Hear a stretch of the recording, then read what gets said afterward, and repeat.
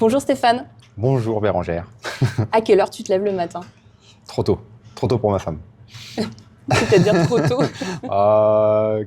Entre 3h30 en fonction des matins et au mieux 5h, 5h30 avec une grosse moyenne aux alentours de 4h. Pourquoi si tôt? Parce que ici ça attaque à 5h, parce que j'aime bien être là le matin quand les pains partent en livraison, parce que j'ai du boulot dans les champs et ça me permet de le faire la nuit, puisque on en parlera peut-être tout à l'heure, mais c'est beaucoup plus intéressant de travailler la nuit pour faire certaines façons. Et voilà, donc je préfère me coucher tôt, mais j'aime bien me lever tôt. Et tu as toujours eu ce rythme de vie? Ouais, j'ai toujours été un lève-tôt, couche-tôt. Oui, dans mon ancienne vie, c'est pareil. C'était pas rare que je me lève à 4-5 heures pour préparer les réunions. Même si elles étaient déjà prêtes, ça m'arrivait de tout revoir le matin, et voire même de tout recommencer. Parce que la nuit porte conseil. Et souvent, quand je commence à me réveiller et que j'ai le cerveau qui commence à travailler, je n'arrive plus à m'endormir. Donc finalement, c'est une fatigue que tu sais gérer? Que je savais. Et ces derniers temps, j'ai du mal à la gérer. Pourquoi? Qu'est-ce qui se passe? Est-ce que c'est parce que justement ta femme est enceinte de ton deuxième enfant? Je pense qu'il y a beaucoup de sujets en même temps et j'ai voulu en faire beaucoup. Donc là, c'est pour ça que ces derniers jours, semaines, je lève un peu le pied parce qu'il y a une grosse période qui arrive au niveau agricole et en général, c'est une période où on est reboosté à bloc quand on est 100% agriculteur parce que l'hiver est un peu plus calme en général que le printemps, l'été, l'automne. Donc c'est une période où on se régénère et moi, je me rends compte que cet hiver, j'ai pas eu trop le temps de me régénérer. C'est quoi? T'as quoi? T'as des coups de mou dans la journée? C'est qu'en fait, quand vous êtes paysan boulanger, les temps forts agricoles, enfin les temps calmes agricoles équivalent aux temps forts de la boulangerie. Puisque c'est les fêtes de Noël, c'est l'épiphanie, là on a une grosse foire ce week-end à préparer. Donc il y a beaucoup de sujets qui s'enchaînent pendant l'hiver et du coup qui permettent pas forcément de recharger les batteries. Donc tu recharges pas du tout? Tu trouves pas quand même des laps de temps? Après, je pense que j'écoute quand même pas mal mon organisme. Et à un moment donné, quand il faut que je lève le pied, je le sens et je lève le pied. C'est ce qui s'est passé et là, ça va beaucoup mieux.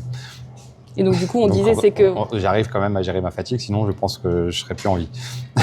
Non mais c'est fort quand même. Les mots, rien que tu vois, on démarre fort. Ah oui, non, mais si, c'est un sujet très important, la fatigue. C'est un sujet très important. D'autant plus qu'on disait que ta femme attend son deuxième enfant. Tout à fait. Et je pense que heureusement qu'elle est là, parce que je pense que c'est celle qui m'aide le plus à gérer cette partie-là. Et qu'est-ce qu'elle fait pour t'aider? Elle me ramène à la réalité, clairement. Elle me met au pied du mur en me disant « mais tu te rends compte de journée que tu fais ?» Et du coup, ça fait réfléchir. C'est un œil extérieur, ma femme. Elle n'est pas du tout intégrée dans la ferme, moi, c'était pas du tout le projet. Et ça me va très bien parce que c'est le moyen d'avoir un vrai regard extérieur sur elle a un gros travail aussi et malgré ça, elle sait me ramener à la réalité sur les horaires, sur l'investissement que je peux avoir, parfois un peu trop professionnel par rapport à mes investissements personnels. Et non, c'est mon épaule, c'est ma femme. Il y a des choses que justement tu as arrêté de faire ou d'autres que tu as commencé à faire grâce justement à son regard, à son recul? J'ai changé de vie. J'ai changé de vie parce que dans mon ancienne vie, je découchais en fait du lundi au vendredi pratiquement. Et quand vous voulez construire une famille, vous vous rendez compte. Il y en a qui arrivent à le faire. Moi, c'était pas la conception que j'avais de la famille. Donc là, peut-être que je me lève peut-être plus tôt qu'avant et je me suis peut-être un peu moins présent en journée qu'avant, mais par contre, je suis tous les soirs à la maison et tous les soirs, c'est moi qui récupère mon fils à 18h chez la nourrice. C'est aussi pour ça que je me lève si tôt. C'est parce que mes journées sont quand même raccourcies, parce que quand il faut récupérer son fils à 18h chez la nourrice, ça veut dire qu'à 17h, il faut commencer à tout ranger et journée qui se termine à 17h, c'est compliqué. Parce que c'est vrai qu'on parle toujours que du métier, mais il y a aussi la vie familiale. Il y a la vie de famille, oui. Ouais. Alors c'est vrai qu'on n'a pas encore situé, c'est que toi Stéphane, tu fais pas les choses à moitié. On est ici à la ferme de Baleine, à Amilly, en Seine-et-Marne, on est quoi, à une quinzaine de roues de Coulommiers. Oui. Tu n'es pas seulement agriculteur, tu ne fais pas seulement ton pain, toi tu fais les deux. Comme tu disais, tu es paysan boulanger. Tout à fait. Tout à fait. Pourquoi? Bah, j'ai quand même une équipe de boulangers qui travaille toute la technique, etc. On peut leur rendre Mais en hommage, fait- en tout cas citer leur clairement, prénom.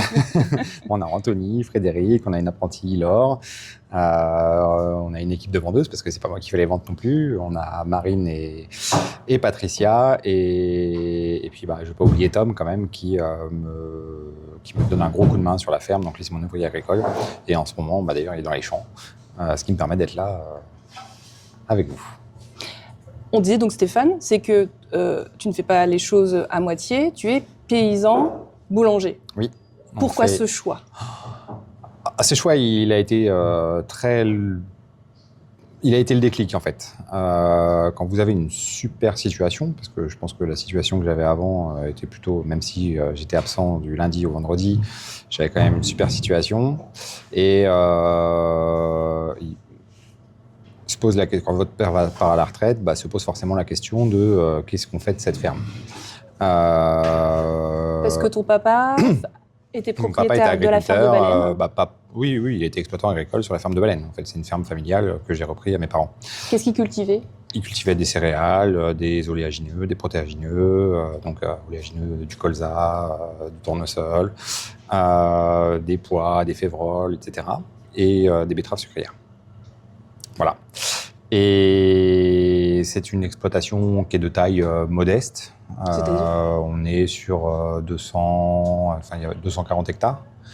Ce qui dans le coin est quand même relativement petit et ce qui permet plus aujourd'hui à une famille de vivre. Mes parents en ont bavé sur la fin. Et que vous, depuis petit, vous êtes un peu formaté. Enfin, vous vous êtes vous-même formaté parce que moi, petit, c'était je veux être agriculteur, je veux reprendre la ferme, je veux reprendre la ferme. Quand j'ai fini mes études, mes parents n'étaient pas à l'âge de la retraite, donc il était hors de question que je vienne m'installer, sachant qu'eux-mêmes avaient du mal à vivre sur la ferme. Donc j'ai vadrouillé. Mais tu as fait des études pour être agriculteur, du coup? Je suis ingénieur agricole de formation. Oui. Donc, ce qui me permettait vraiment de pouvoir faire autre chose si je voulais faire autre chose et de pouvoir venir reprendre la ferme le jour où potentiellement je voulais reprendre la ferme. Mais tu avais quand même en tête, du coup, d'avoir cette porte de sortie au cas où? En fait, il n'y aurait pas eu la barrière économique. Je pense que je me serais installé dès mon diplôme d'ingénieur. C'est quoi la barrière économique? De pouvoir vivre à deux familles sur une seule ferme. Parce que tu avais déjà conscience à ce moment-là que ton papa, enfin tes parents galéraient. À l'époque, moi j'ai fini mes études en 2007. C'était impossible d'avoir une personne en plus sur la ferme à rémunérer. Donc c'était même pas envisageable que je vienne travailler avec mon père à l'époque parce que ça n'aurait pas marché économiquement. Est-ce que tu peux expliquer justement aux auditeurs le pourquoi du comment justement de cette problématique économique? Je pense que les gens vont pas forcément comprendre c'est quoi. C'est parce que le coût des matières premières justement, on fixe un prix beaucoup trop bas pour en vivre. Aujourd'hui, on est sur un prix qui ne rémunère pas le producteur. On est sur une volatilité, c'est surtout ça, qui permet pas de faire des prévisions. Donc, on prend toujours ce qu'on appelle le worst case, et on voit que ça passe pas. Après, il y a des années, on a eu des 2021, 2022, 2023, où les prix étaient très rémunérateurs. Et là, cette année, par exemple, si on prend le cas du blé aujourd'hui, il est 50% de ce qu'il valait en 2023. Et aujourd'hui, on produit en négatif. Malgré les aides. C'est-à-dire, juste pour schématiser, c'est que ton travail, tu travailles à perte. C'est ça. Donc on serre les dents, on a toujours l'espoir que la tendance s'inverse, mais s'il n'y a pas un projet à côté, c'est même pas la peine de reprendre une ferme aujourd'hui comme ça. Ou alors, et c'est ce qui s'est passé sur ces 20 dernières années, il faut augmenter sa surface, il faut travailler l'économie d'échelle. C'est pour ça qu'on voit de plus en plus de grosses exploitations, c'est pour ça qu'on voit de plus en plus de gros matériel, parce que aujourd'hui, vivre sur une ferme familiale de 200 hectares, c'est plus possible. Donc d'où cette idée d'être aussi boulanger. Voilà, moi la première réflexion que j'avais, c'était je continuerai mon métier et soit je ferai la ferme moi-même, mais je voyais bien que c'était impossible parce que ça demande quand même du temps. Soit je fais faire par quelqu'un, soit j'embauche quelqu'un qui fait la ferme. Donc cette option-là, elle a vite avorté parce que payer quelqu'un en plus, sur la ferme, il y a des années où vous allez pouvoir le payer tranquille, il y a des années, ça va être très compliqué. Je parle d'un chef de culture, de quelqu'un qui fait tout de A à Z sur la ferme. Après, je prends une entreprise qui fait pour moi, mais là, vous vous rendez compte que finalement, vous n'avez plus grand-chose à dire, à faire. C'est quoi, on est pieds et mains quoi? On n'est pas pieds et mains liés, mais en fait, vous faites plus que les papiers. Vous n'allez plus dans les champs, vous n'allez plus faire ce qui est quand même le plus intéressant quand on est agriculteur. Mais c'est ce qui se fait beaucoup quand même aujourd'hui, parce que au moins vous gardez le patrimoine, mais vous pouvez exercer une autre fonction à côté qui vous ramène un salaire tous les mois. Et donc la ferme devient un peu juste un... Voilà, c'est un patrimoine, oui, un patrimoine qu'on entretient. D'accord. Et c'est une ferme d'à côté, quelqu'un qui a le matériel, qui a tout ça, qui va le faire. Lui, ça va lui plaire parce que ça va lui permettre d'amortir son matériel sur plus de surface, de travailler son économie d'échelle. Et du coup, c'est plus rémunérateur pour lui aussi. Mais ce schéma, moi, il ne m'allait pas. Donc, je me suis dit, c'est soit on arrête tout, soit je trouve quelque chose. Et c'est dans ces fameuses nuits où je me suis réveillé à 3h du matin, où j'ai dit, mais j'ai compris, je vais faire du pain. C'était vraiment ça. Juste avant de rebondir du coup sur cette partie-là, ce parcours qui est vraiment très, très inspirant, je me demandais quand du coup tu étais petit et que tu te disais moi je vais prendre la suite et être agriculteur et que tu te rends compte après tes études que ça va pas être possible, qu'est-ce qui se passe dans ta tête? Est-ce qu'il y a eu une forme de frustration, même de tristesse? Tu as dû accuser le coup? Non, parce qu'entre-temps, j'ai fait des études qui m'ont beaucoup ouvert l'esprit. Et je me suis rendu compte aussi qu'on pouvait s'amuser. Je me suis beaucoup amusé dans mon ancien boulot. Alors, qu'est-ce que tu faisais? J'étais ingénieur technico-commercial. Et puis j'ai roulé ma bosse, je suis devenu responsable de secteur, directeur de région, et j'ai fini à la direction commerciale pour travailler tout ce qui était optimisation de l'efficacité des ventes. Mais dans quel secteur du coup, agricole, dans quel toujours. Produit, je veux dire. Dans les semences. Ok. Donc, j'étais dans une boîte où on produisait et on commercialisait des semences de maïs, de tournesol, de colza. Voilà. Parce que les agriculteurs ont besoin de se fournir en semences. Il y a des nouvelles variétés. Il y a des nouvelles variétés, surtout sur tout ce qui est... on fait souvent l'amalgame et des fois on nous dit les agriculteurs, vous êtes obligés de produire d'acheter vos semences, alors ce qui est totalement faux. Par exemple, moi aujourd'hui, tout ce qui est plantes autogamme, céréales, le blé, l'orge, tout ce qui est févrole, etc. Il n'y a pas une semence que j'achète à l'extérieur aujourd'hui. Par contre, sur des plantes, ce qu'on appelle hybrides, là, oui, je suis obligé de. C'est quoi une plante hybride? C'est une plante où, dans une même semence, vous avez un papa et une maman qui sont différentes, qu'on a fait se reproduire pour générer ce qu'on appelle l'effet hétérosis. Donc, l'idée, c'est de faire s'exprimer le potentiel de la maman et le potentiel du papa. C'est arrivé dans les années, si je ne dis pas de bêtises, 60-70. Et ça a généré un tel gain économique qu'aujourd'hui, produire ses propres semences en maïs, alors il y a des fervents défenseurs de la semence population, comme on dit, qui est une semence, on peut produire soi-même sa propre semence en maïs, en tournesol, mais économiquement aujourd'hui, si on n'a pas un marché de niche, si on n'est pas dans un schéma de commercialisation bien spécifique, c'est utopique. Donc aujourd'hui, oui, effectivement, on achète de la semence, mais c'est pas parce qu'on est pieds et mains liés, c'est parce qu'il y a une réalité économique derrière ça, qui fait que si on produit notre propre semence, on se met déjà une balle dans le pied à la production. Parce qu'en fait, c'est long à produire d'avoir sa propre semence. Ah non, c'est juste que, en fait, l'hybridation, elle va permettre vraiment de générer un effet hétérosis. L'effet hétérosis, c'est la décuplation des potentiels. Donc, si par exemple, vous retrouvez une maman qui a une certaine tolérance à une maladie, un papa qui, lui, va être un peu plus productif, vous faites reproduire ces deux parents et vous êtes capable d'avoir un enfant qui va être encore meilleur que le papa sur la partie de production et encore meilleur que la maman sur la partie de résistance à la maladie. Ce qu'on appelle l'effet hétérosis. C'est vulgarisé, mais au moins tout le monde comprendra. Voilà. Et donc, de la petite graine plutôt. C'est en tout cas quelque chose que tu utilises. Moi, j'ai bossé là-dedans pendant 15 ans, donc je connais un peu le dossier. Et tu me disais, tu étais aux États-Unis, tu voyageais beaucoup quand on s'est rencontrés la première fois. En Europe surtout. Ouais. En Europe. Non, aux États-Unis, je l'ai fait une fois, 2 fois. Mais oui, j'avais pas mal de rendez-vous au niveau Europe, surtout sur la fin. Ce qui me valait beaucoup de déplacements, surtout, mais j'étais surtout franco-français. Hein. Mais c'est vrai que le matin, je prenais l'avion à Orly ou à Roissy, je partais pour Toulouse, j'allais à Nantes. Nantes, enfin, c'était. Avec le costume cravate. Non, pas du tout. En mode Non, on est. Okay. Non. Okay. Je me suis toujours interdit ça parce que je suis persuadé qu'on peut être beaucoup plus classe sans la cravate. Donc non, c'est c'est pas du tout un truc qui m'a attiré. Et c'est une vie qui te plaisait, tu disais. Ouais. Qu'est-ce que tu aimais dans ta vie d'avant? Aujourd'hui, le terminal 3 de Roissy, de Orly, pardon, me manque un peu. C'est vrai. Pourquoi? Mais c'est de la nostalgie. Mais par contre, quand je suis dans mes champs le matin, que je vois le lever de soleil, je comprends pourquoi j'ai fait ça. Donc aucun regret? Ah non, aucun regret. Aucun regret. C'est des petits moments que j'aimais bien. D'accord, tu arrives à trouver finalement l'équilibre entre ta vie d'avant et puiser les meilleurs souvenirs tout en te satisfaisant de ta vie d'aujourd'hui. Ah mais il n'y a pas photo. Il n'y a pas photo. Pourquoi il n'y a pas photo? Parce que ça a beaucoup plus de sens ce que je fais aujourd'hui. C'est pour moi, c'est mon bébé, c'est moi qui ai tout construit du début à la fin. Ça m'a valu beaucoup d'énergie, beaucoup de détermination, beaucoup de mental. Mais il n'y a pas photo. Avant, je travaillais pour quelqu'un.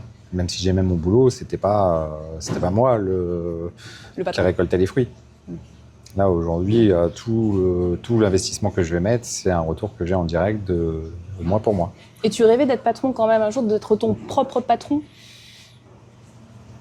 C'est pas ça qui m'a le plus motivé. Non, je rêvais surtout de créer, de créer quelque chose. Alors, tu me parlais de ton déclic, justement, pendant la nuit. Mon déclic, il a porté... Parce que, en fait, dans mon ancien métier, ma femme, qui n'est pas du tout du milieu agricole, je me rends compte qu'il y a un fossé énorme aujourd'hui entre la réalité du producteur et la lecture du consommateur. C'est-à-dire ? Il y a un fossé énorme. Aujourd'hui, le consommateur, il n'a aucune perception de ce qui se passe vraiment au niveau de la production. Parce que peut-être qu'on a trop caché ce qu'on faisait, peut-être qu'il n'y a pas assez d'explications, peut-être que, mais je sais qu'à chaque fois que je parle des gens qui ne sont pas du tout du milieu, ils découvrent une réalité. Hein. Quand on parle de notre métier, quand on parle de ce qu'on fait, de pourquoi on le fait, etc. Quand tu parles de réalité, tu parles de quoi? Parce que moi, je parlais de la fatigue en début d'épisode. C'est autre chose? Non, je parle de la réalité de la culture. De comment, de l'agriculture avec un grand A, du producteur. De comment on fait pousser des plantes, de tous les facteurs qui interviennent, de pourquoi on fait ça, de pourquoi on fait ci. Et je trouve qu'il y a des fois beaucoup trop de levées de drapeau par rapport à des choses qu'on fait. Et en fait, quand on prend le temps d'expliquer aux gens pourquoi c'est fait, etc. Et ça a été un peu l'origine de mon déclic en me disant faut que j'arrive à trouver quelque chose où je deviens pédagogue de mon agriculture. Et le fait de faire ce projet de farine, de transformer ma farine en pain, me donnait une occasion d'aller rencontrer le consommateur et de lui expliquer ce qu'on faisait. Mais est-ce que tu savais transformer la farine? Est-ce que tu savais faire du pain? Pas du tout. Pas du tout. C'est quand même des métiers à part. Je ne savais même pas. Et on découvre qu'il y a beaucoup d'agriculteurs qui le font, une fois qu'on a mis le nez dedans. Mais en parlant, la première fois que j'ai raconté ça à mon papa, il m'a dit « Mais t'es fou, on ne pourra jamais faire de farine avec notre blé. » Pourquoi? Parce que... les acquis, les traditions... Les acquis, le fait de s'imaginer que la meunerie, c'est vraiment un métier à part et que alors oui, on ne fait pas de la farine, après on apprend à la travailler. C'est là que je salue encore mes boulangers parce que... c'est pas de la farine qui est pleine qui a été triée sur le volet avec des moulins cylindriques, des cylindres, pardon. Il n'y a pas d'améliorant dedans, il n'y a pas de conservateur dedans. Et du coup, c'est une farine avec laquelle il faut vraiment apprendre à travailler. Une fois qu'on l'a domptée, on arrive à se rapprocher d'un produit au top. Et quand tu lui as dit à ton papa que tu voulais ensuite faire ton pain avec cette farine? Il m'a suivi. Au début, il m'a pris un peu pour un fou sur le fait que c'était impossible. Mais voilà, je lui ai montré des choses. Après, il était tellement content que je reprenne la ferme, que ma décision finale, ce soit de reprendre et que lui, il puisse vraiment organiser une succession, qu'il n'y a pas eu débat. Il m'a dit, on verra. Et puis quand on a vu le moulin tourner pour la première fois, la farine couler du tuyau, moi, c'est le moment le plus émouvant de tout le projet. C'est quand la farine est tombée du tuyau. Alors attends, comment tu t'y es pris? Donc finalement ton papa donc du coup part à la retraite. Mon papa la part à ferme la est quand retraite. même mise en vente à un moment? Non, ou non, pas? non, pas du Il tout. n'y a pas eu de laps de temps? Ah non.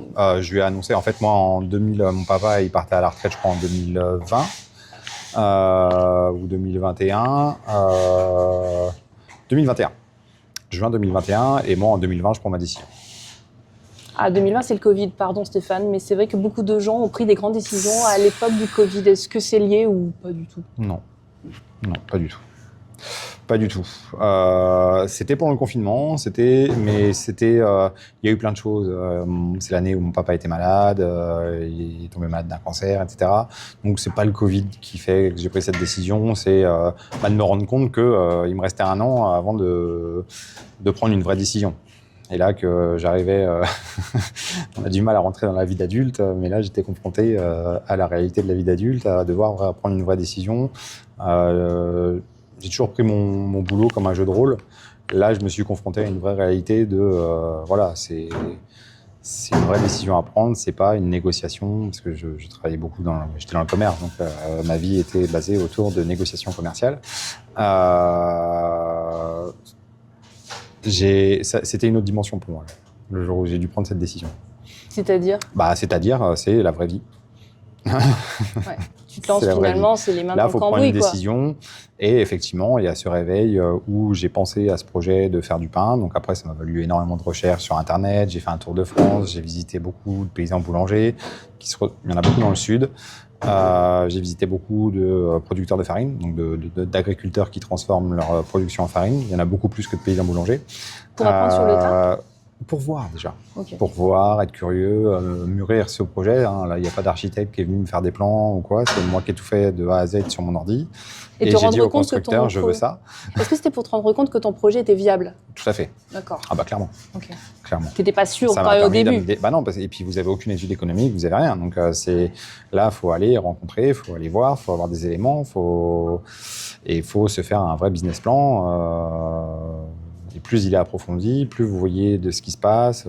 Voilà, j'ai vu des gens, ça cartonnait, j'ai vu des gens, ça fonctionnait moins bien, essayer de comprendre pourquoi il y en a qui cartonnent, pourquoi il y en a qui ne cartonnent pas. Il y en a qui t'ont dit fonce? Ouais. Et leur pratiquement tous. Quoi? Même ceux qui, économiquement, n'étaient pas à hauteur de ce qu'ils pensaient, mais ils prenaient tellement de pied à faire ça, et pour le coup, je les rejoins. Ça donne une réelle dimension. C'est simple, moi je dis toujours, quand vous êtes agriculteur, aujourd'hui, sur un schéma classique, pendant 1 an, vous rendez jaloux toute votre famille à prendre soin de vos plantes. C'est-à-dire que elles passent tout le temps en priorité. Là, on est en pleine période de semis, on a semé les betteraves vendredi. S'il avait fallu semer les betteraves samedi, dimanche, parce que le climat le permettait, parce que le sol était au bon ressuyage, parce que tout ça, tout le reste passe à côté. Parce qu'on a tellement vécu, en plus, ces dernières années, des moments où si vous ne preniez pas le créneau qui était disponible, vous pouviez mettre en péril la valeur économique de la production. Là, aujourd'hui, dès qu'il y a un créneau climatique, en fait, vous ne cherchez pas, il faut y aller. Et moi, je dis toujours, j'étais content de m'installer parce que j'étais mon propre patron. Je me rends compte qu'aujourd'hui, j'ai toujours un patron. Et il est encore plus embêtant que celui que j'avais avant. Il me laisse encore moins de possibilités, c'est le climat. C'est-à-dire que c'est la pluie, c'est le beau temps, c'est le ressuyage, c'est tout ça. Et voilà. Et donc je dis, pendant 1 an, vous rendez jaloux un peu tout le monde parce que vos plantes, c'est la priorité. Vous en prenez soin, vous les choyez, vous faites en sorte qu'elles soient dans les meilleures conditions, etc. Arrive la moisson, c'est un peu la période clé. C'est une période sympa d'ailleurs quand on est agriculteur.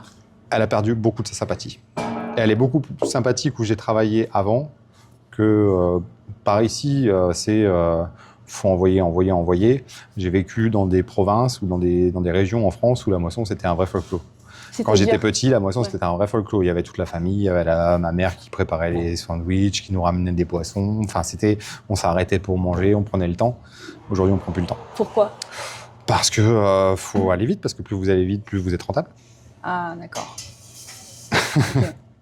Et parce qu'il n'y a plus cet aspect... alors ça, c'est vraiment peut-être qu'il y a des familles, ça se passe encore comme ça. Hein. Là, c'est vraiment mon vécu à moi, où je trouve que, en plus, on faisait la moisson avec mon oncle et ma tante, donc on se retrouvait avec tous les cousins au moment de la moisson. C'était un moment sympa. Et aujourd'hui, je trouve que c'est plus du tout ça. Alors, c'est sympa. Mm-hmm. Ça reste vous récoltez le fruit d'1 an de travail, en fait, quand même.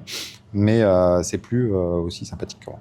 Et juste pour s'en rendre compte, au niveau des heures de travail, des journées de travail sur la semaine, ça représente combien d'heures?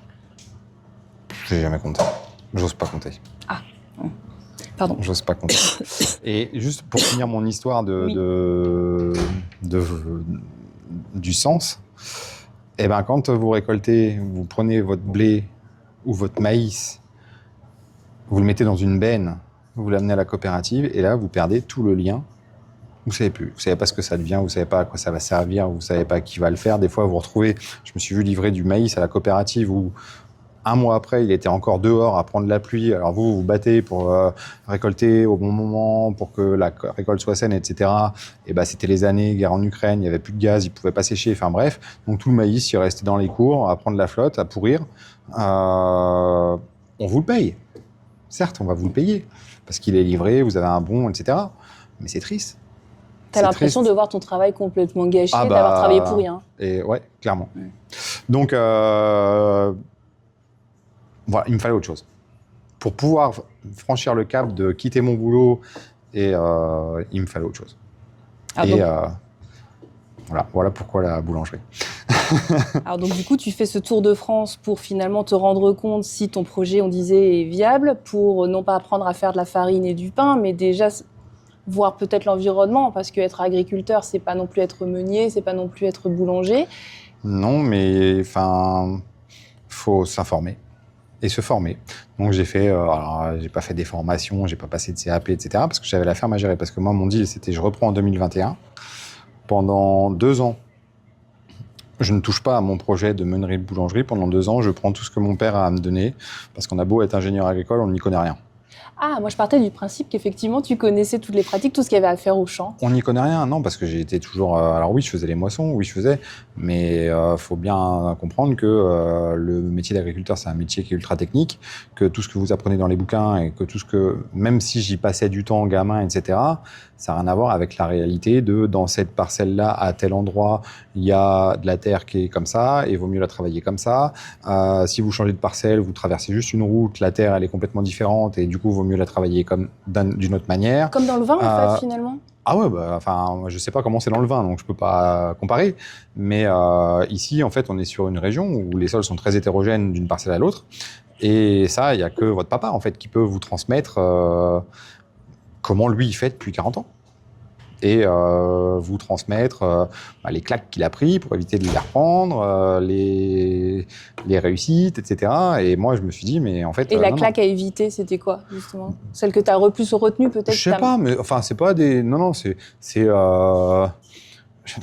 va être trop technique, mais c'est utiliser un outil à dents dans cette parcelle alors que vaut mieux utiliser un outil à disque. C'est vouloir semer absolument cette parcelle-là de bonne heure alors que c'est... Enfin, c'est des trucs qui peuvent être parfois logiques, mais voilà, quand vous débarquez... En plus, moi, j'étais pendant 15 ans en Charente-Maritime, donc avec des pratiques qui sont encore différentes, avec une manière de cultiver qui est encore différente. Parce que quand tu étais ingénieur agronome, tu étais en Charente-Maritime, du coup, t'es pas... Quand j'étais directeur de région, ouais. Ok. Quand j'étais directeur de région. Et après, j'ai migré à Versailles, mais là, j'étais même plus au contact des agriculteurs, donc c'était encore différent. Mais quand j'étais directeur de région, j'étais tous les jours avec des agriculteurs, et voilà. Et j'avais pas vécu le quotidien de la vie à la ferme. Alors après, je me laissais pas... C'était pas 10 ans, mais en tout cas pendant 2 ans, je voulais pas toucher, je voulais rester focus agronomie, focus papa, tout ce que tu as à me donner, donne-le-moi. Du coup, la question qui me vient à l'esprit, c'est est-ce que tu t'attendais, tu as découvert des choses, est-ce que tu t'attendais à autant de choses à savoir? Pas savoir, c'est plus l'emploi du temps que je voyais pas aussi c'est pas l'organisation. J'imaginais pas une telle organisation à mettre en place. Tellement il y a de choses à faire? Ouais. Des fois, on voit ça de notre fenêtre, on a l'impression que c'est simple et même on se dit oh bah ça va le faire. On va même pouvoir faire autre chose à côté. Je me voyais même des fois faire des formations puisque j'ai quand même pas mal travaillé dans le coaching commercial sur la fin. Et je me dis bah si vraiment j'ai du temps, je pourrais faire encore autre chose. Alors que t'es fils d'agriculteur, donc tu pouvais t'en rendre compte en fait de tout ça. C'est ça qui est fou. Totalement, mais c'est vrai que moi j'ai quitté Je suis parti à 14 ans en pension, à 100 km d'ici. Donc déjà, j'étais pas là la semaine, je voyais pas tout ce qui se passait, je voyais que ce qui se passait le week-end. Ensuite, je suis parti faire mes études à Lille pendant 5 ans, et ensuite, je suis parti à Bordeaux. Du coup, voilà, oui, le fait d'être en pension, ça t'a pas permis finalement de voir l'ampleur et puis peut-être les dessous du métier. Ah, ouais, et puis on l'idéalise, on le lit dans les bouquins, mais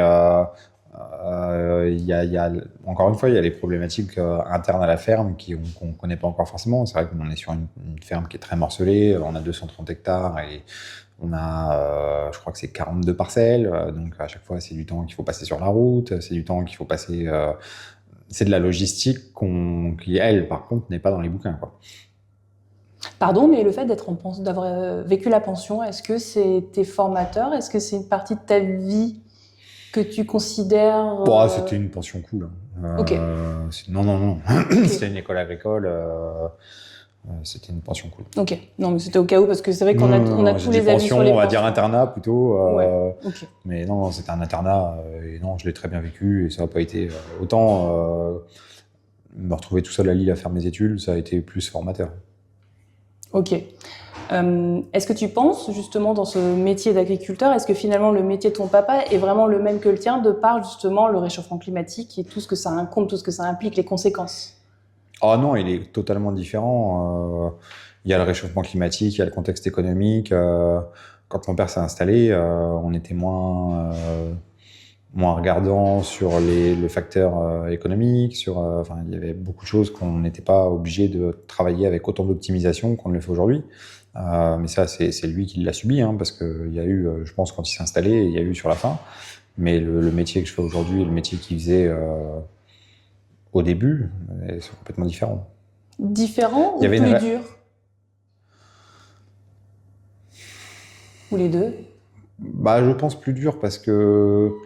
Bah, peut-être moins dur parce que les matériels ont évolué. Il y a beaucoup plus de confort aujourd'hui dans le travail qu'on fait. Mais psychologiquement beaucoup plus dur. Alors que c'est vrai, je pense qu'on peut imaginer que c'est l'inverse. Ah oui? Psychologiquement, oui, je pense que point de vue grand public. Ah non, je pense que psychologiquement, c'est beaucoup plus dur aujourd'hui. Qu'est-ce qui est plus dur? Bah, la pression économique, la pression des emprunts, la pression de faut tout optimiser, faut pas se gourer, on n'a pas le droit à l'erreur. Est-ce que tu dirais justement qu'il faut avoir du mental pour être agriculteur, paysan, boulanger aujourd'hui? Alors, on a déjà eu le débat. Moi, j'appelle ça de la résilience. Faut du mental, c'est sûr. Il faut de la résilience, faut pas lâcher, faut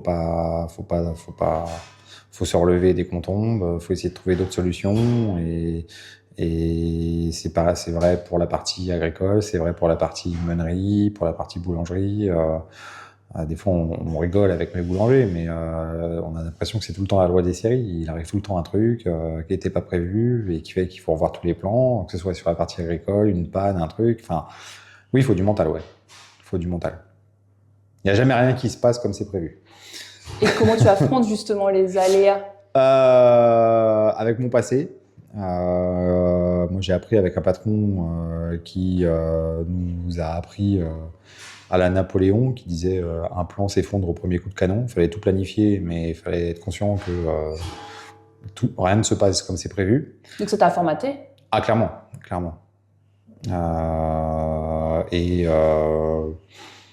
Parce que je baisse pas les bras comme ça, je suis un peu comme ça aussi. J'aime bien, c'est des défis. Je me rappellerai toujours quand j'ai lancé l'activité de boulangerie, mon premier boulanger, il est parti pour des raisons personnelles, hein, mais il est parti du jour au lendemain, alors que moi c'était mon seul outil de production. Sans explication comme ça? Il avait des explications, c'est pas le débat. Okay. Mais non, il y a des explications que je respecte et c'est pas le souci. Mais en fait, je me rappelle, on partait en vacances. C'était les premières vacances que je prenais depuis que j'étais installé pratiquement avec ma femme. Et il m'annonce ça la semaine d'avant. Et je l'ai pas mal vécu. C'était mon seul outil de production. Donc il fallait absolument que je retrouve un boulanger, sinon j'étais plus en mesure de faire du pain, j'étais plus en mesure d'alimenter ma boutique. Et vraiment, ça me mettait au pied du mur. Mais j'ai eu l'impression que les gens autour de moi étaient plus en détresse que moi je l'étais Pour moi, c'était, c'est une marche, il faut la franchir et on va la franchir. Plus on va s'apitoyer sur notre sort, moins on va y arriver. Et puis au final, j'ai Fred qui est arrivé et puis en plus il me fait du pain avec une expérience en plus qu'on n'avait pas forcément avant. Il a ramené des choses et voilà. Ça veut dire que tu l'as pas perçu comme un coup dur, ça? Ah non, je l'ai perçu comme si on n'accepte pas un problème dès qu'on lance un truc comme ça, faut pas le lancer. Et comment tu affrontes justement toute la partie environnement avec les gens qui te disent mais comment tu vas faire? Tu vois, ça met la pression aussi. C'est là que ma femme est très forte avec moi. C'est-à-dire? Non, mais c'est en famille qu'on se régénère dans ces situations-là. Et t'as dit non mais tout va bien aller, tu vas trouver la solution. Passer, et puis au pire, faut jamais avoir peur du pire. Faut l'anticiper. Mais est-ce que cet état d'esprit-là, tu l'avais avant, ou est-ce que tu estimes que c'est ta vie d'avant qui t'a construit cet état d'esprit-là, ce mental? La vie d'avant m'a beaucoup formaté sur le mental, parce que quand vous faites des négociations commerciales avec des groupes où vous avez en face de vous, c'est des acheteurs on parle toujours des fameux acheteurs de grande distribution. Là, en face de moi, c'était exactement la même chose. Et du coup, le mental est soumis à rude épreuve. C'est quoi, c'est des requins? Ah oui, clairement. Et il faut bien tout préparer à l'avance. Après, c'est pareil, il y a la partie, j'ai géré des équipes plus ou moins importantes, mais quand vous gérez de l'humain, il y a des choses qui arrivent qui sont pas forcément anticipées, mais je sais pas. Après, je pense que ça fait partie de ma personnalité aussi. J'allais rebondir là-dessus aussi. Est-ce qu'il n'y a pas aussi un état d'esprit avant même cette première vie professionnelle est-ce que tu étais plutôt quelqu'un qui a toujours vu le verre à moitié plein que vide? Je pense. Ouais. Oui. Il y a une raison? Non. Ce que tu as vécu dans cet environnement-là, chez tes parents, c'était... J'ai toujours eu de la chance. Ok. J'ai toujours eu l'occasion d'avoir confiance en moi. Ah, c'est la confiance, la clé. J'en suis convaincu. Ok. J'en suis convaincu. Il faut avoir confiance, sinon c'est foutu. Mais est-ce qu'on peut l'acquérir, cette confiance? Je ne sais pas si on peut rassurer avec les gens qui c'est pour ça que je dis j'ai toujours eu de la chance, parce que à partir du moment où vous entreprenez des choses et que ça fonctionne, ça vous met dans une position où vous êtes plus confortable à entreprendre d'autres choses. Si à chaque fois que vous essayez quelque chose, vous vous plantez, c'est un peu plus dur.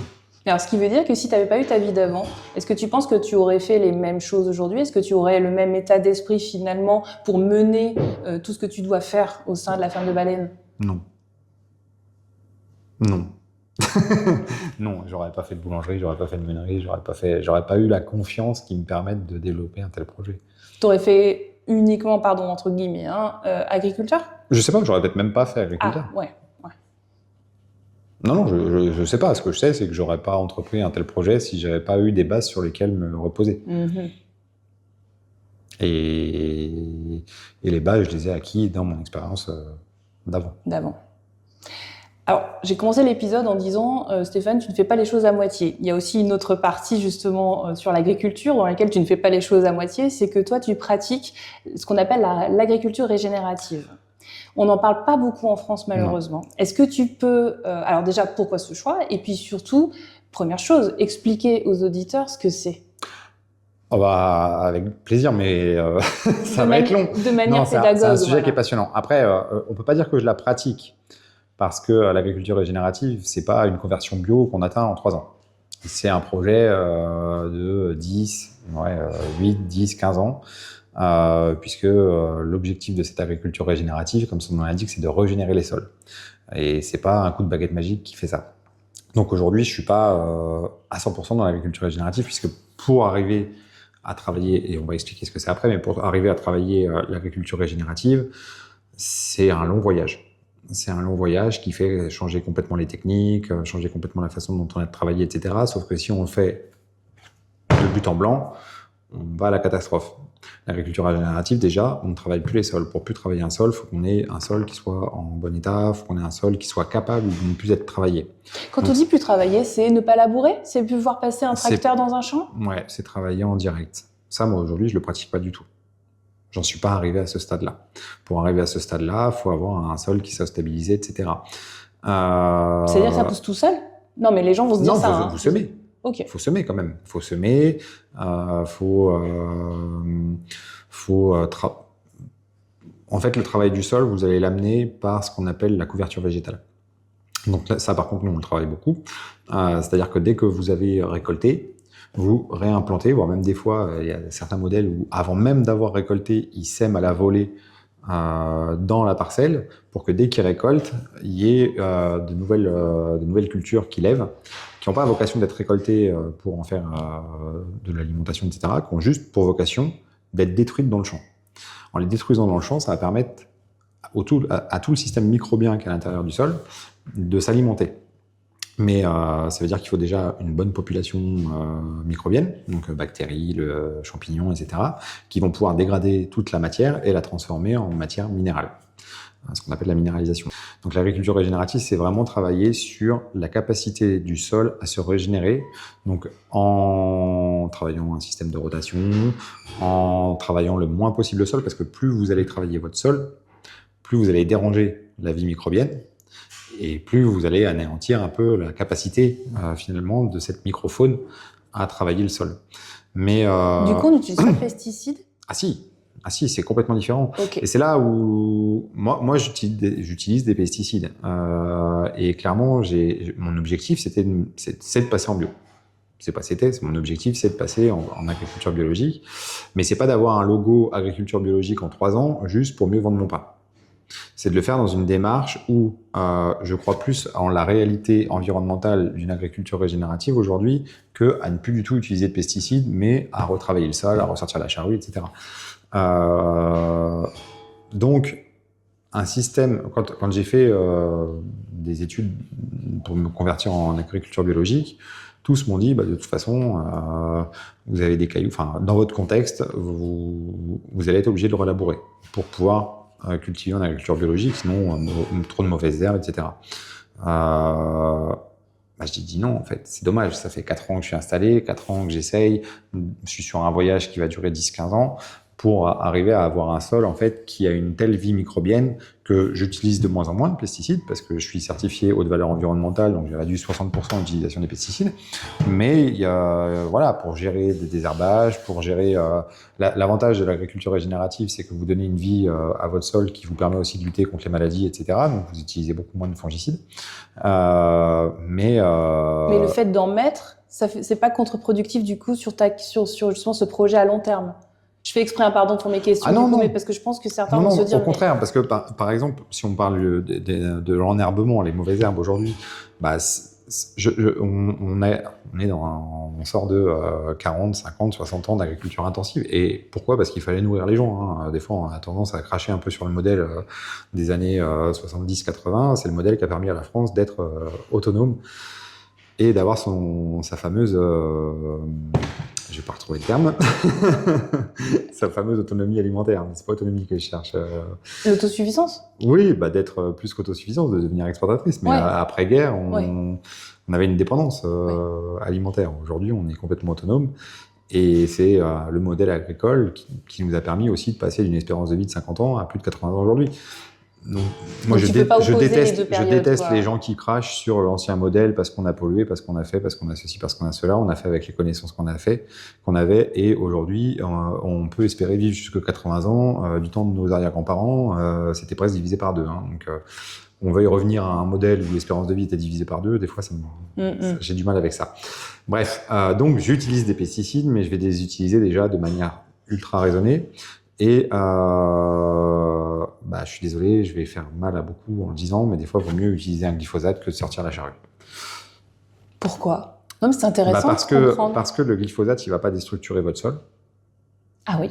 Alors, c'est chimique. On va le retrouver potentiellement dans les nappes. Mais quand vous labourez, vous utilisez aussi beaucoup de carburant, qui lui n'est pas du tout intégré dans les mesures de l'agriculture biologique. Mais le fuel, les CO2 qui est dégagé quand vous labourez, faut en tenir compte également.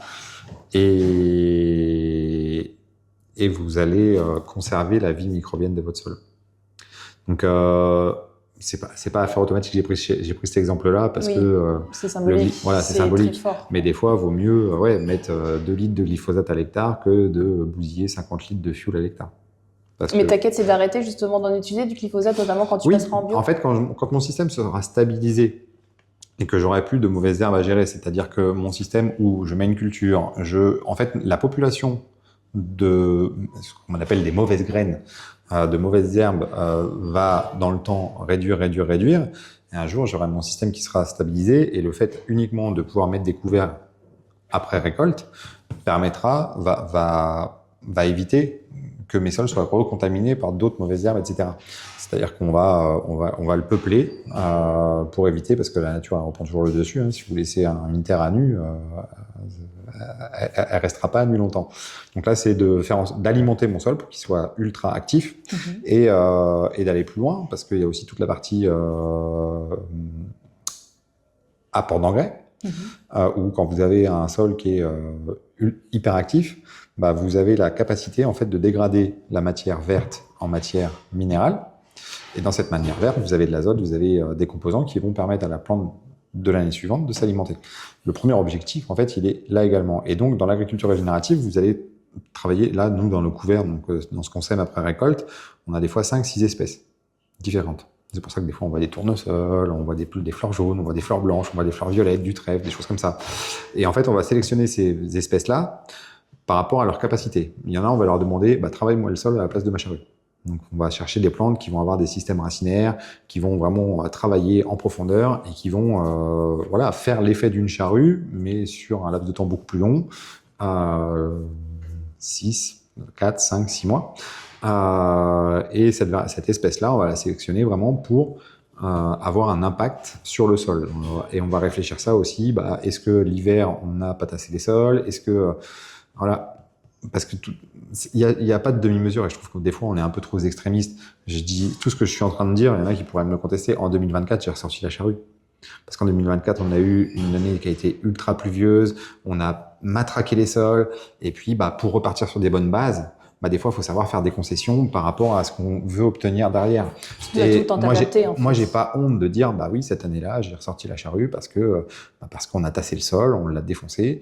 Quand on a pu travailler avec des outils Adam, on a travaillé avec des outils Adam, mais il y a des contextes où on n'a pas pu parce que on pouvait même pas semer en fait. Donc oui, je suis pas dans les extrêmes, je déteste les extrêmes. C'est un peu, je suis pas tout bio, tout bon, tout non. Et oui, il faut s'adapter, à chaque contexte. Il faut tendre vers un idéal, mais il faut aussi se ramener à la réalité. Bon, après, c'est arrivé une fois, et voilà. Mais plus vous allez travailler sur de l'agriculture régénérative, en fait, c'est faire en sorte que le sol, il devienne à lui-même capable de tolérer, de combattre les maladies, de combattre les mauvaises herbes, etc., etc. Et donc, je parlais des espèces. Il y a d'autres espèces, on va leur dire, toi, je veux que tu couvres le sol le plus vite possible. Donc, ce que je veux, c'est que tu fasses de la matière. Parce que plus vite tu vas couvrir le sol, moins tu vas donner de l'espace aux espèces que j'ai pas envie de voir demain dans mes champs se développer. C'est ce que je disais tout à l'heure. Donc, on va diminuer la population. Il y en a d'autres, on va leur dire, toi, je veux que tu nourrisses mes bactéries.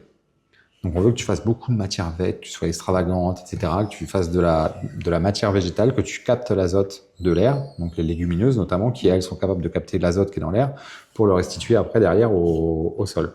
Et donc, on va choisir toutes ces espèces en fonction de ce qu'on veut obtenir pour demain, mais comme je dis, c'est pas en 3 ans, dans 10 ans, dans 15 ans, avoir un sol qui soit le plus performant possible. C'est ce qu'on a dans des forêts. Dans les forêts, on met jamais de désherbant et puis il n'y a pas de mauvaises herbes qui poussent. C'est très technique. Tu as appris tout ça. J'apprends encore. C'est pas du tout acquis. Hein. Et tu apprends ça où? Avec l'expérience de ceux qui se sont lancés et qui ont fait des choses. Ouais. On apprend ça dans des réunions. Il y en a beaucoup qui se penchent sur le sujet quand même. C'est un sujet qui est important parce que il y a une réalité qui est pas moindre. C'est l'agriculture régénérative peut permettre demain, je pense, d'avoir un vrai impact sur le gaz à effet de serre. Alors oui, j'utilise des produits chimiques. Par contre, aujourd'hui, je pense qu'on est dans un modèle qui est exceptionnel. Moi, je suis capable de dire à mes clients, quand ils achètent 1 kilo de pain, vous stockez 1 kilo de carbone dans le sol. Moi, ma bataille, elle est là. Je suis convaincu qu'à l'échelle planétaire, l'agriculture a plus un rôle à jouer. C'est pas zéro pesticide, etc. Le vrai débat, c'est comment notre agriculture demain est capable de faire en sorte que le CO2 qui est dans l'air, il va se retrouver dans le sol. Et si vous n'avez pas... Alors, il y en a plein qui disent, vous mettez des couverts. Non, si on n'a pas un sol qui est capable de transformer le carbone organique en carbone minéral, le carbone, il retourne dans l'atmosphère. Si on a une vie microbienne dans le sol qui est assez active pour décomposer la matière organique en matière minérale, ça veut dire que vous fixez l'azote dans le sol, et là, vous pouvez dire que, moi, je peux dire aujourd'hui sur la ferme, parce qu'on a fait des bilans carbone, que j'utilise moins d'azote pour produire mon blé que je n'en stocke dans le sol. Donc, j'ai un bilan carbone négatif, c'est-à-dire que je stocke plus de carbone dans le sol que je n'en émets pour produire mon blé. Donc, aujourd'hui, quand je vends du pain, je dis aux clients, quand vous achetez 1 kg de pain, je suis large, hein, je crois que c'est 1 kg par rapport au bilan carbone, 1 kg pour bref. Mais quand vous achetez 1 kg de pain à la ferme de Baleine, vous stockez 1 kg de carbone dans le sol. Donc vous partez, si vous achetez du pain toute l'année chez moi, vous partez en vacances en totale neutralité carbone. Et je ne revends pas mon carbone à Total. Quand tu as démarré ton projet, tu as pensé tout de suite justement à cette philosophie de travail? Ah oui, parce que je le pensais déjà, je travaillais beaucoup, j'ai vu beaucoup de modèles d'agriculture régénérative, agriculture de conservation des sols, tout est un peu dans le même schéma. Technique culturelle simplifiée, technique directe, couverture végétale, etc. C'est passionnant. En fait, parce que ton papa ne faisait pas comme ça, c'est pour ça que je pose la question. Il faisait pas, mais il y réfléchissait quand même. Ah. Il y réfléchissait quand même. Mais par contre, j'ai vu beaucoup de modèles dans ma vie d'avant où ça marchait et où les gens faisaient de super trucs. Tu as vu des conséquences positives. Tout à fait. Ok. Tout à fait. Mais c'est passionnant. Je dis toujours, mon sol, c'est mon levain. Aujourd'hui, à la ferme, on fait du levain, c'est la capacité à multiplier une population de bactéries, une population de levures. C'est facile, hein, on mélange de la farine et de l'eau. C'est facile, mais c'est très contraignant. Oui. Mais un sol, c'est un levain. Faut multiplier des bactéries, multiplier une vie microbienne qui dégrade la matière organique en matière minérale. C'est très simple. Par contre, est-ce que ça complexifie ton travail d'agriculteur, le fait d'avoir choisi cette voie-là? Ça le complexifie forcément, puisqu'on sort des habitudes. On va prendre des décisions, on ne sait pas trop le résultat, c'est plus risqué quand on connaît. Quand on est on sort de notre zone de confort, en fait. C'est facile de sortir de sa zone de confort, justement, quand on a tellement de travail déjà. C'est ce que je disais tout à l'heure. Quand économiquement c'est serré, c'est dur. Quand économiquement on sait déjà que on va tirer la langue, on va avoir du mal à joindre les deux bouts, on a du mal à prendre des risques. Et c'est ce que les gens des fois ont du mal à comprendre, parce que moi je parle avec beaucoup de gens, ils me disent oui, mais on sait que ça peut marcher. Mais si ça marche pas, je fais comment? Bien sûr. Alors, du coup, toi, économiquement, ça a marché parce que tu avais, une vie d'avant. Parce que j'y vais à mon rythme. J'y vais tout doucement.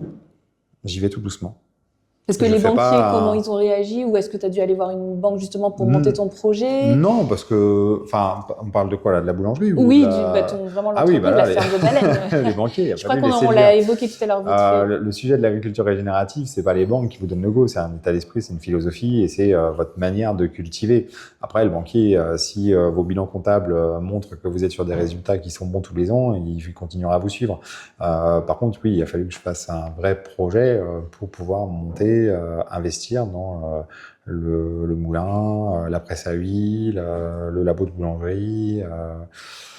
Oui, non, c'est simplement parler de la banque avec. On peut dire combien tu as emprunté ou pas? Oui. Non, c'est pour ma question d'après. Non, aujourd'hui, en tout et pour tout, il y a 1,5 million. Entre la reprise de la ferme en 2021, plus la partie boulangerie. Il y avait, ça valait un bon million. Après, j'ai fait le rapace. Je suis allé chercher toutes les subventions que je pouvais. Ça a été subventionné à 40%. Si je te pose la question, Stéphane, en fait, par rapport, c'est pas tant d'avoir des chiffres, c'est plus que l'ampleur des chiffres. Ah oui, tous les soirs, vous dormez avec 1,5 million à devoir rembourser à 20 ans. Voilà. Certains en 5 ans, etc. Mais oui, ça met une pression. Voilà, je me demandais en fait quelles conséquences. Je ne privilégierais, et là, pour le coup, j'ai ma femme, mon fils. J'en fais même si des fois elle a du mal à me croire, j'en fais ma priorité par rapport à mon métier. Je pense que des fois, on a trop tendance à se noyer. Un métier d'agriculteur, c'est une passion. On sait que la passion, ça a les deux vocations, hein, celle de faire avancer, mais celle de dévaster. Non, il faut surtout en faire une réalité de... Voilà, c'est mon métier, c'est un métier qui est génial, mais ma priorité, ça reste ma famille.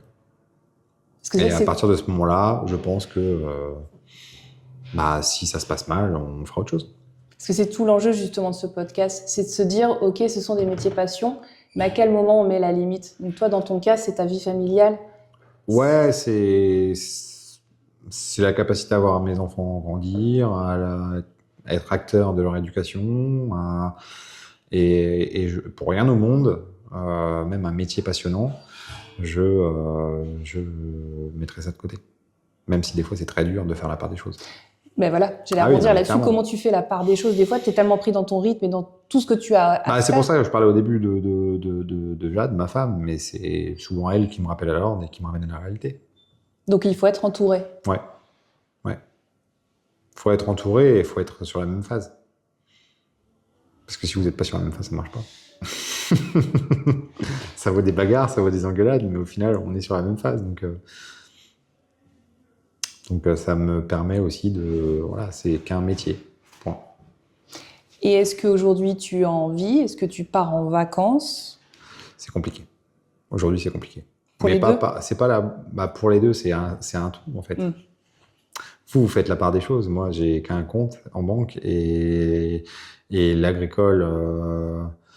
en fait, là, l'agricole, on est sur des valeurs qui sont tellement importantes que si l'agricole va mal, même si une boulangerie cartonne, c'est dur de relever un niveau agricole avec une boulangerie. Je sais pas si on se comprend bien, mais je vais donner un chiffre à la con. Mes appros, engrais, phyto, etc., par an, c'est entre 150 et 180 000 euros. Une ferme génère beaucoup de chiffre d'affaires. Mais au final, on se retrouve en négatif. Une ferme génère beaucoup de chiffre d'affaires. Avec 250 hectares, je vais avoir un chiffre d'affaires de 350, 450 000 euros selon les années. Ce qui est très bien. Pour la ferme, je pourrais être tout seul, avoir potentiellement un employé à mi-temps. Ça se passerait bien. Mais voilà, on est en face. Un tracteur, ça vaut 300 000 euros.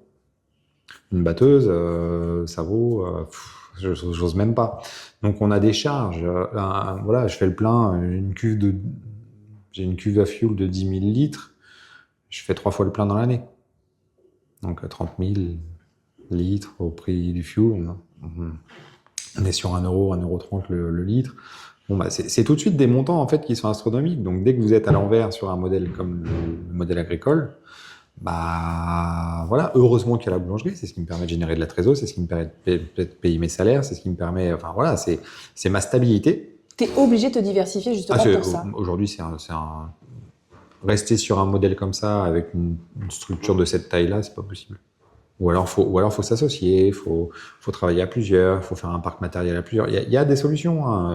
Il y en a qui n'ont que 250 hectares et qui n'ont pas rien à côté et qui s'en sortent très bien parce que ils ont un parc matériel à plusieurs, parce qu'ils sont en CUMA, parce que, enfin voilà, il y a beaucoup de choses à faire quand même pour optimiser. Mais comme je le disais tout à l'heure, vous êtes en constante recherche d'optimisation. La suffisance qu'on a pu connaître dans l'agriculture des années 70-80, aujourd'hui, elle a disparu. Et est-ce que justement cette activité boulangerie te permet malgré tout de rentrer dans tes frais déjà? Oui. D'accord. Oui. Et est-ce que sur le long terme, tu sais qu'à un moment, ça va être positif et que tu vas pouvoir vivre de tout ton travail? Même ça, tu ne sais pas? Regardez ce qui se passe. On a Donald Trump qui décide de péter sur la gueule des Iraniens et on a un fuel qui saute, qui emmène avec lui le gaz, qui emmène avec lui les engrais. À côté de ça, un blé, à l'inverse de la guerre en Ukraine, où le blé était parti, avait explosé. Là, le blé, il bouge pas, donc on se retrouve encore avec un coût de production qui va exploser. Et malgré ça, un prix de vente qui ne bouge pas. Mais du coup, comment tu réussis à voir la vie positivement pour la suite, d'autant que tu as un état d'esprit dont on parlait tout à l'heure, qui était plutôt de voir le verre à moitié plein? On va pas se lamenter sur notre sort. On va essayer de trouver des solutions, on va rechercher encore de l'optimisation, et puis on verra. Juste une dernière... On revient à la question du mental. Oui. C'est voilà, si on se laisse abattre, c'est mort. Hein. C'est ça qui fait tenir, en fait, finalement. Bien sûr, enfin, la question est... Ça, la vie de famille, j'ai la chance aussi d'avoir une femme qui gagne sa vie, parce que des fois, quand vous êtes tout le couple dans la même organisation, là, à un moment donné, il n'y a plus de solution. Moi, je sais que si je peux plus donner à manger à mes gamins, il y a toujours ma femme qui pourra le faire, donc ça permet de prendre un peu plus de liberté. Bon, elle le fera sur une certaine période, hein, si... mais voilà, on est en... Et avant, je faisais mes courses, mais jamais je regardais un prix. Et pour autant, tu n'as pas de regrets. Et pour autant, je m'éclate plus aujourd'hui professionnellement que je m'éclatais avant. Donc, j'espère que ça va marcher quand même. Il y a juste une dernière chose, Stéphane, dont on n'a pas parlé, c'est la partie justement boulangère. C'est que, en plus, tu fais tous tes pains au levain. Tout à fait. Le but, c'est de rester vraiment dans un schéma. Voilà, c'est ma farine. On travaille avec des farines qui sont pas transformées, dans lesquelles il n'y a pas de conservateur, dans lesquelles il n'y a pas d'améliorant. Donc, j'ai voulu pousser le vice jusqu'au bout, donc rester dans un schéma de production qui soit le plus authentique possible, et surtout le meilleur pour l'environnement à mon sens possible. Je parlais tout à l'heure de l'impact carbone. On stocke du carbone, c'est pas pour... donc on est sur du four à bois. Toutes nos cuissons sont faites au four à bois, donc on reste sur une énergie renouvelable. Tout le bâtiment dans lequel on est recouvert de panneaux solaires, donc je produis beaucoup plus d'électricité que je n'en utilise pour ma boulangerie, parce qu'en plus de ça, j'ai pas de four électrique. Donc, j'ai vraiment voulu pousser le vice de l'authenticité. Mon slogan, c'est du bon pain, bon pour la planète et bon pour la santé. Parce que le levain va amener énormément en termes de santé. C'est beaucoup moins riche en sel, c'est beaucoup mieux pour la digestion, c'est plein de probiotiques. Enfin, ça, on travaille avec des naturopathes sur la zone Val d'Europe. Hein. J'ai ma boutique sur Val d'Europe parce que on est complètement en phase sur l'aspect intérêt du pain au levain, du pain à la farine complète, la farine de meule, sur l'organisme. Et on travaille vraiment un pain. Moi, j'ai beaucoup de gens qui me disent je pouvais plus manger de pain parce que j'avais des ballonnements, parce que voilà, je deviens intolérant au gluten.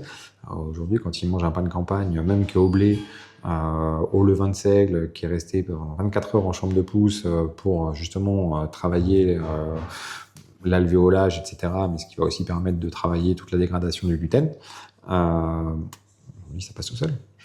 Mais il y a quand même une chose à dire, c'est que faire du pain au levain, faire son levain, c'est pas si simple. Ah, mais de toute façon, je pense que... Je me rappelle que j'ai un meunier qui est venu me voir quand il a entendu parler de mon projet. Il m'a traité de fou parce que le vin, et le vin naturel, hein, c'est pas du levain qu'on achète à côté chez Le Safre, hein, c'est du levain qu'on fait nous-mêmes. On est parti de notre souche. Ma souche, c'était du son de blé que j'ai mis à infuser parce que je voulais pas partir d'un miel qui est pas de chez moi.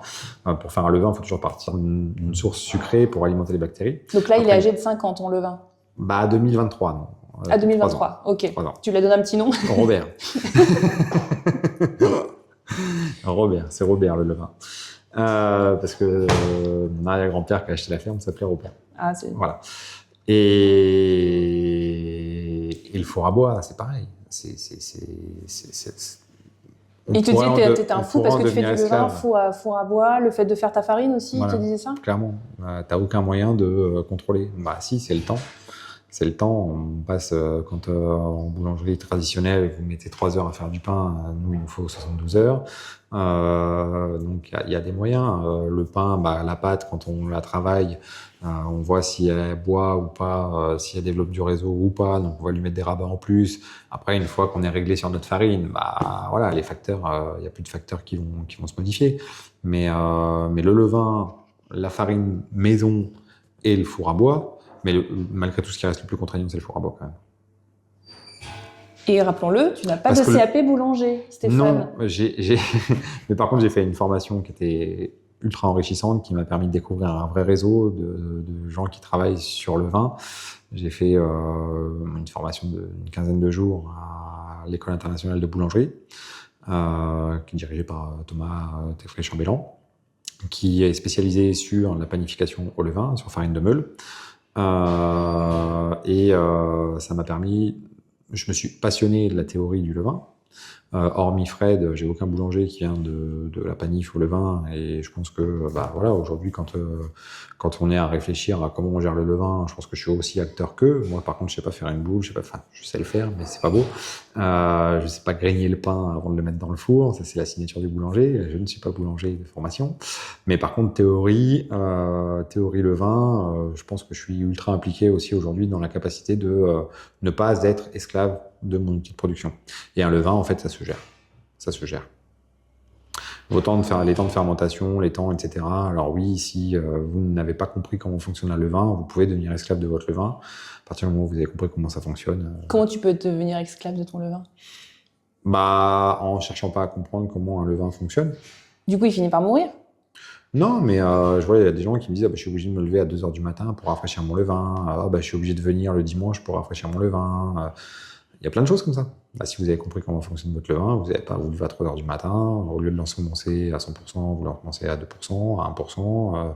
Moi, j'ai fait des tableaux Excel remplis de si je mets 20 grammes de levain par kilo de farine, en combien de temps j'ai un levain mature, à 30 grammes, combien de temps j'ai un levain mature, etc., pour qu'on arrive à se caler, pour que mon boulanger le soir, quand il fait son rafraîchi de levain, ça convienne pile poil, pour que quand mon boulanger du matin arrive, le levain soit mature à la bonne capacité pour lancer le pétrissage. Finalement, ton travail, c'est d'être tout le temps dans l'anticipation, en fait, de trouver des solutions et d'être tout le temps dans l'anticipation. Oui. T'es d'accord avec ça? Non, mais à t'écouter. Oui. Oui. Ouais, non, je rigole parce qu'on a eu une discussion là-dessus ce week-end qui m'a dit que j'étais plus capable d'anticiper comme avant. Bon, là, je sens la partie familiale. Ça, c'est autre chose. Non, mais t'es tout le temps obligé. Là, par exemple, là, je suis soumis à rude épreuve. On a une énorme foire de 4 jours ce week-end. Mon objectif, c'était de faire en sorte que tout tourne si je suis pas là. Oui, c'est la foire au vin de Coulommiers. De Coulommiers. Voilà. Donc, il faut du monde sur le stand, il faut du monde à la prod, il faut du monde qui peut livrer le pain, etc. Mais oui, si tu n'anticipes pas, puis ça se ressent. En fait, si tu manques d'anticipation à mon niveau, déjà, je vais en souffrir personnellement parce que tu es dans la réactivité à chaque instant. Et tu prends des mauvaises décisions? Si tu es juste dans la réactivité. De toute façon, tu prends les décisions qui te restent à prendre. Quand tu n'es plus dans la... quand t'es dans la réactivité, des fois, tu subis. Quand tu anticipes, tu peux prendre des décisions qui vont avoir moins d'impact. Mais quand tu es dans la réaction, c'est compliqué, mais c'est surtout que tu fais en pâtir tout le monde derrière. Tu fais en pâtir tes boulangers, tu fais en pâtir ton ouvrier agricole, tu fais en pâtir tout le monde. Parce que si tu n'anticipes pas, eux, ils se retrouvent, par exemple, là, pour la foire au fromage, il n'y a plus de farine de sablé. Parce que la meunerie, c'est moi. Voilà, c'est... Non, mais ce que j'entends du coup, Stéphane, c'est que tu prends aussi en compte le bien-être de tes salariés. J'essaie au maximum. Ça, c'est un truc... En fait, moi, je pars du principe... Tout ce que j'ai reçu en entretien, je dis ce que je veux, avant tout, c'est que tu t'éclates. Moi, je veux que mes gars, ils s'éclatent. S'ils commencent à se faire chier, si ça commence à être dur pour eux, si de venir le matin, c'est... Après, il y a des coups de rush qui font que des fois, t'es moins...